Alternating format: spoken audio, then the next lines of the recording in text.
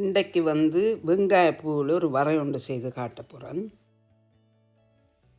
இந்த வெங்காயப்பூ வந்து எங்களோட தம்பி இந்த வீட்டு தோட்டத்தில் இருந்து எடுத்தது. இதெல்லாம் கழுவி சின்ன சின்ன வெட்டி வச்சிருக்கிறேன். நீ எப்படி வதக்குறேன்னு பார்ப்போம். நான் வந்து நல்லெண்ணெய் தான் விட்டு வதக்குறேன். எண்ணெய் கொஞ்சம் சூடு வந்த பிறகு பெருஞ்சீரகம், கொஞ்சம் கடலைப்பருப்பு, கடுகு, கருவேப்பிலை, செத்தமிளகாய் எல்லாத்தையும் போட்டு கொஞ்சம் தாளிக்க வேணும்.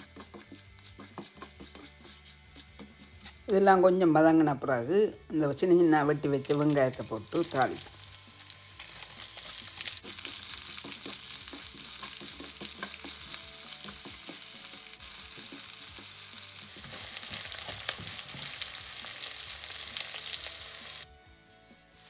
வெங்காயம் ஒரு அரைவாசி வதங்கின பிறகு அந்த வெட்டி வச்ச வெங்காய பூவை சேர்ப்போம்.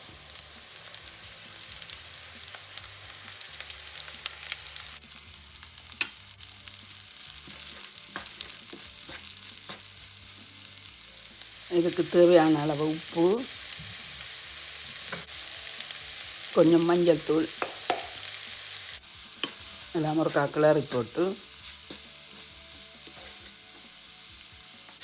இதுக்கு நான் கொஞ்சம் மாசிக்கருவாடு போடுறேன். இது போடாமலும் செய்யலாம். கொஞ்சம் தேங்காய் பூ எல்லாத்தையும் மடிவாக கிளறி கொஞ்சம் வதங்க மட்டும் விட வேணும்.